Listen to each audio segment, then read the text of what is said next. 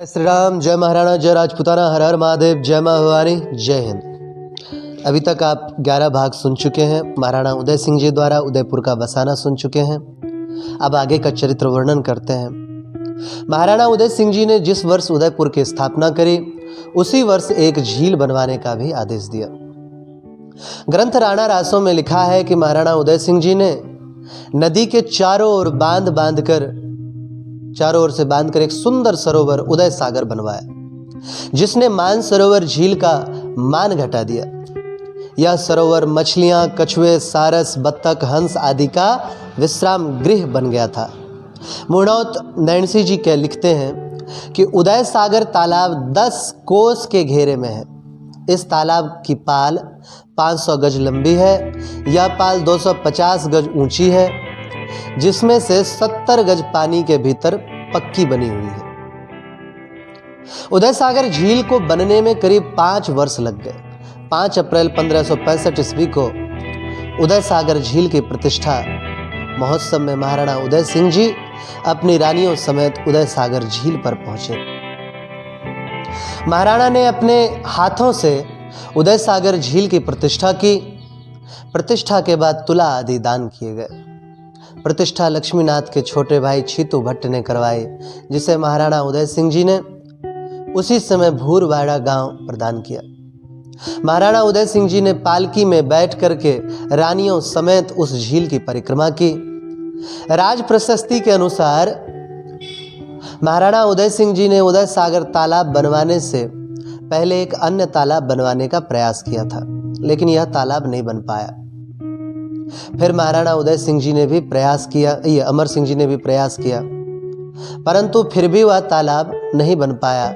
आखिर में महाराणा राज सिंह जी ने उस स्थान पर तालाब बनवाया और उसका नाम राजसमंद रखा। इन्हीं दिनों महाराणा उदय सिंह जी ने उदयपुर में पिछोला झील की पाल का जीर्णोद्धार करवाया। यह झील महाराणा लाखा जी के समय में एक बंजारे ने बनवाई थी।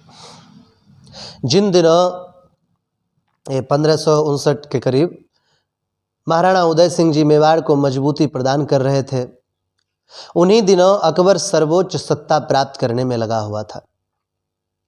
अकबर बैरम खां से छुटकारा पाना चाहता था।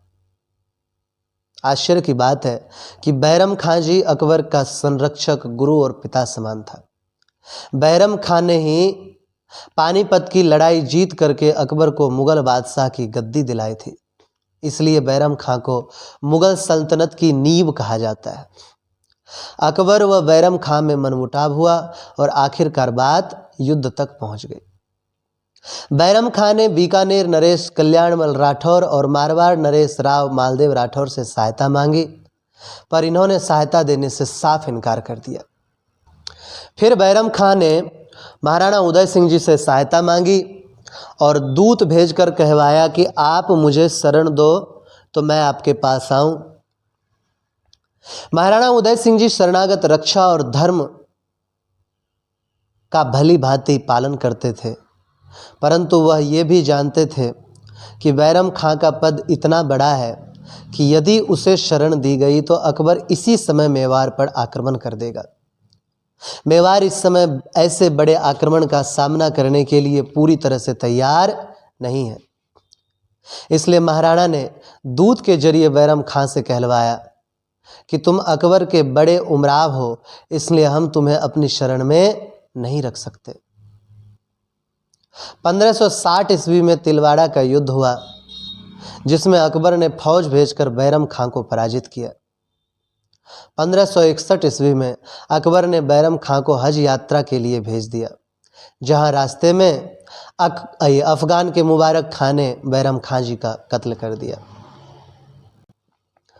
महाराणा प्रताप जी की जो ये धारावाहिक बनाई गई है, उसमें दिखाया गया है कि कुंवर प्रताप बैरम खां की मदद खातिर जाते हैं, लेकिन वास्तविकता ये है कि बैरम खां की मदद खातिर मेवाड़ से कोई गया ही नहीं था। बैरम खां की मृत्यु के बाद अकबर ने बैरम खां की बेगम सलीमा सुल्तान से निकाह कर लिया। यही तो मुस्लिम मजहब की खूबसूरती है। ये ना अपने माँ को छोड़ सकते हैं, ना बेटी को छोड़ सकते हैं, ना बहन को छोड़ सकते हैं। खैर भाड़ में जाए। आगे हम बताते हैं। अकबर ने ग्वालियर पर हमला किया और फतह हासिल की। ग्वालियर के राजा राम शाह तोमर व उनके पुत्र शालीवाहन तोमर चित्तौड़ आए, जहाँ पर महाराणा उदय सिंह जी ने उनको शरण दी। महाराणा उदय सिंह जी ने राम शाह तोमर को वासाद सीर की जागीर दी और अपनी पुत्री का विवाह राम शाह तोमर के पुत्र शालीवाहन तोमर से कर दिया। ग्वालियर नरेश को शरण देना मुगल बादशाह अकबर को मेवाड़ की तरफ से पहली चुनौती थी। अकबर ने रणथंभौर दुर्ग पर सेना भेजी।